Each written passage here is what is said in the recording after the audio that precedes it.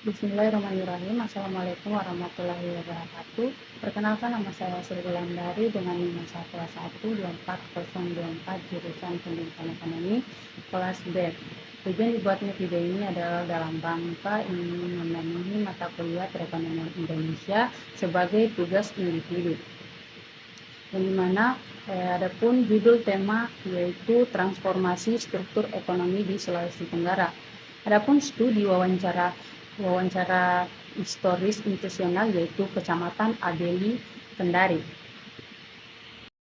Nah, kita lihat dari sini yaitu latar belakang. Latar belakang dari ketergantungan sumber daya alam yang mengakar sejak kolonial. Nah, di Sulawesi Tenggara telah diposisikan sebagai penyedia komoditas primer sejak era Kesultanan lokal dan kontrol Hindia Belanda hingga era modern. Nah, pola ketergantungan ini tidak hilang pasca kemerdekaan. Institusi ekonomi yang terbentuk justru melenggakan struktur ekstraktif yang didekati fluktuasi harga komoditas global. Nah, otonomi daerah sejak tahun 2001, ia membuka investasi besar di sektor nikel.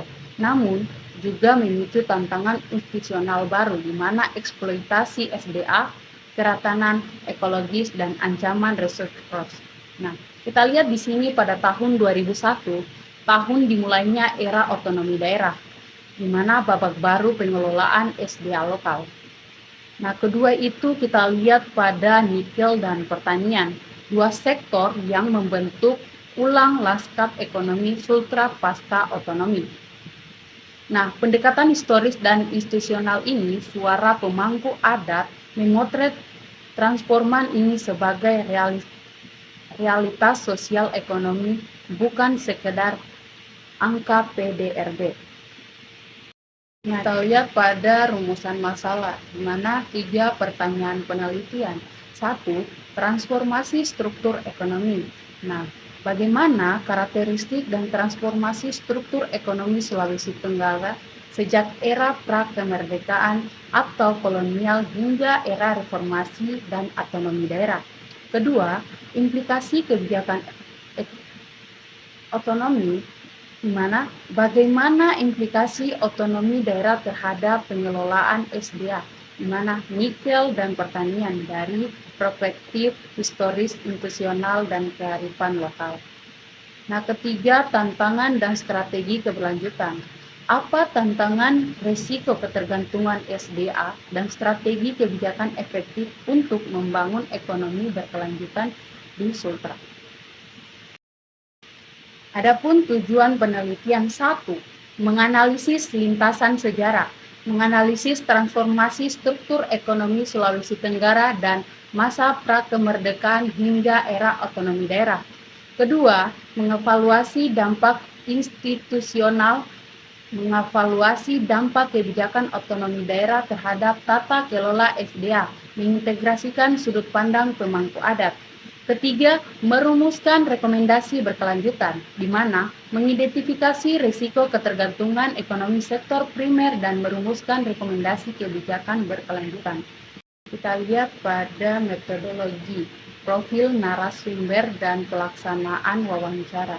Kita lihat pada gambar di samping kiri, Bapak Lahaku, umur 72 tahun, ia sebagai pemangku adat dan petani di Kecamatan Abeli, Kelurahan Bebuanirea.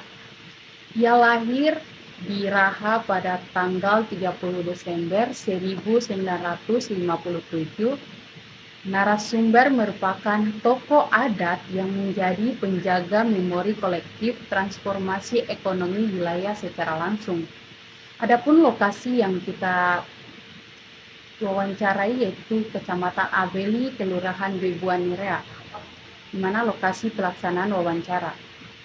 Pada tanggal 24 Juli 2026 pukul 9.00 sampai 10.00. Adapun metode dari wawancara semi terstruktur ini dianalisis melalui redukasi data, open coding, dan analisis tematik untuk mengidentifikasi pola historis institusional dan narasi pemangku adat. Kita lihat pada temuan 1, ilusi pertumbuhan nominal dan stagnasi sektor primer. Beliau mengatakan, zaman dulu dan sekarang sama saja. Kami hidup dengan harga hasil tani yang rendah. Sekarang memang meningkat harga hasil tani, tapi meningkat juga harga barang, jadi sama saja. Dari pernyataan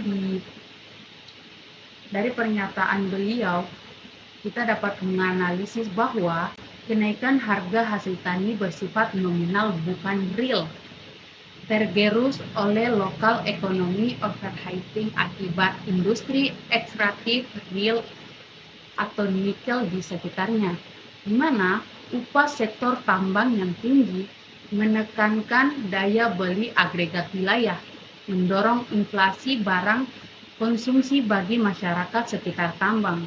Oleh karena itu, nilai tukar petani atau term of trade mengalami tekanan struktur konstan. Pertumbuhan makro yang impresif adalah ilusi bagi masyarakat tapak.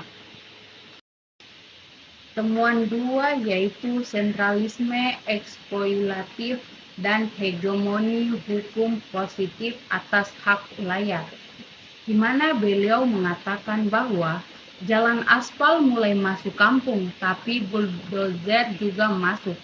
Orang kota bawa kertas izin dari Jakarta, tebang kayu dan gali tanah kami tanpa permisi ketua-tua adat. Nah, pernyataan dari beliau kita dapat menganalisis bahwa pembangunan jalan desa era Orde Baru menjadi jarum logistik pembuka akses bagi investasi ekstraktif, bukan murni konektivitas sosial. Di mana kertas izin dari Jakarta melambangkan penundukan hukum adat oleh negara demi akumulasi kapital ekonomi ekstraktif pada Undang-Undang PMA nomor 1 pada tahun 1967, di mana pemisahan paksa antara legalitas formal atau izin konsesi pusat dan legitimasi sosial atau otoritas tua adat menempatkan hukum ulayat dalam posisi subordinat.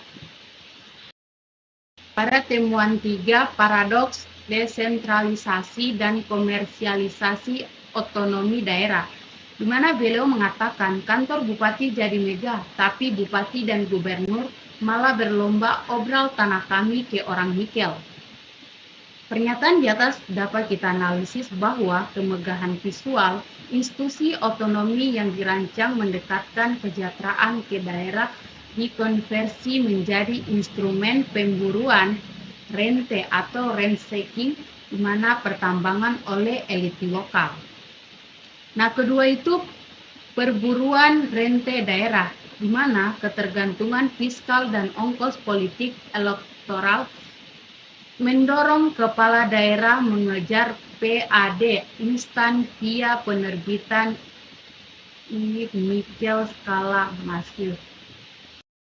Pada temuan 4, monokultur ekonomi dan deagrarianisasi struktural, di mana beliau mengatakan orang tua dulu larang tanam satu jenis makanan, tapi sekarang semua cuma cerita nikel, anak muda berhenti bertani jadi kulit tambang.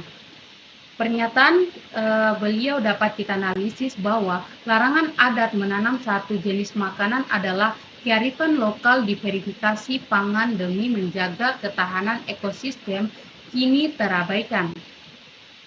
Nah, kedua, dominasi narasi kemakmuran nikel memicu institusional lock-in insentif mempertahankan pertanian subsisten menurun drastis. Nah, di mana pemuda desa mengalami proletarisasi atau berubah dari petani mandiri berdaulat atas alat produksi menjadi buruh upah rentah PHK.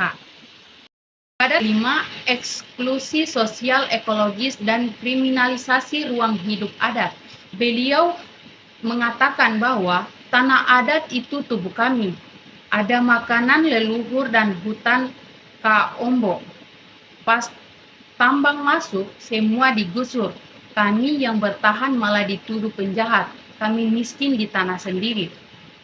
Nah, Dari pernyataan beliau, di mana hutan Kaombo itu identitas spiritual komunitas yang digusur paksa. Nah, dikatakan juga kriminalisasi, di mana warga yang bertahan dituduh sebagai penjahat. Road closure atau pemutusan hak akses komunitas atas sumber daya alam sendiri. Temuan 6. Defisit kebijakan afirmatif dan fragmentasi infrastruktur. Di mana beliau mengatakan, kami para petani belum pernah merasakan bantuan khusus untuk petani, hanya BLT saja, dan perbaikan jalan tapi hanya setengah jalan. Jadi mohon diperbaiki lagi. Pernyataan dari beliau kita dapat menganalisis bahwa anggaran publik melimpah dari bagi hasil atau pajak nikel tidak dialokasikan optimal untuk sektor non-tambang padat karya. Bantuan langsung tunai atau BLT mencerminkan jalan pintas kebijakan konsumtif jangka pendek, bukan program afirmatif produktif. Nah, istilah lokal setengah jalan merefleksikan efisiensi teknokratis data dan tata kelola pembangunan yang belum tuntas di pedalaman. Ini kita lihat ada 4 babak transformasi ekonomi Sulawesi Tenggara, di mana 1 kolonial, di mana Orde Lama, pola ekstraktif dan ilusi pertumbuhan real, esclave ekonomi, di mana penyediaan komoditas primer, dualisme ekonomi antar sektor ekstraktif, padat modal dan pertanian rakyat subsisten. Nah, pada Orde Baru pada tahun 1966 sampai 1998, sentralisme dan hegemoni hukum positif, di mana Jakarta kendalikan izin konsesi hutan dan mineral, pembangunan infrastruktur sebagai jalur logistik ekstraksi atau menindas hak komunal. Nah, ketiga, reformasi sampai otonomi pada tahun 1999, di mana paradoks desentralisasi, di mana undang-undang otonomi daerah melahirkan raja kecil, eksploitasi terdesentralisasi dari Jakarta, oligarki lokasi provinsi atau kabupaten. Nah, pada era hilirisasi pada tahun 2010 kini, di mana hilirisasi nikel tingkatkan ekspor nasional, namun memicu kerusakan ekologis dan terputusnya hubungan masyarakat tanah pertanian. Nah, dari pembahasan sebelumnya, saya dapat simpulkan bahwa ekonomi kolonial yang dapat diperbaharui, di mana ada 4 definisi belum terputus, di mana watak ekstraktif kolonial, bermetamorfosis, dan ekstraksi kayu dan perkebunan menjadi monokultur pertambangan nikel skala masif. Nah, kedua itu ada komersialisasi otonomi, di mana desentralisasi gagal mewujudkan tata kelola SDA yang inklusif, justru memunculkan land seeking elit lokal melalui oligarki. Nah, ketiga itu ada ilusi makro versus stagnasi mikro. Nah, di sini inflasi lokal akibat industri ekstraktif mengerus kenaikan nominal harga hasil tani, kesejahteraan real petani tetap stagnan. Nah, keempat itu ada deaglinisasi dan ancaman pangan, di mana proletariasi pemuda desa dan penggusuran ruang wilayah sakral mengancam keberlanjutan ekologis dan pangan regional. 2 rekomendasi di mana arah reformasi kelembagaan yang diperlukan. 1. Hentikan pembukaan lahan ugal-ugalan, di mana moratorium ekstraktif yang tidak terkendali pada wilayah-wilayah dan ekologis sensitif. 2. Integrasikan hukum adat, di mana memasukkan hukum adat ke dalam kebijakan tata ruang formal agar hak wilayah terlindung secara legal. Ketiga, optimalkan review reklim, di mana alokasikan kembali rente tambang secara optimal untuk memvitalisasi sektor pertanian rakyat. Keempat, dorong diversifikasi ekonomi, di mana kembangkan sektor non-tambang padat karya agar tidak terjebak monokultur nikel jangka panjang. Terakhir itu ada dokumentasi penelitian di mana proses wawancara di lapangan. Ini sebagai bukti bahwasannya kami telah melakukan wawancara di lapangan di Kecamatan Abeli.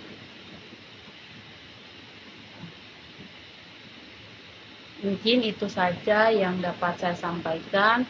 Jika ada salah kata, mohon dimaafkan. Saya tutup dengan ucapan Assalamualaikum warahmatullahi wabarakatuh.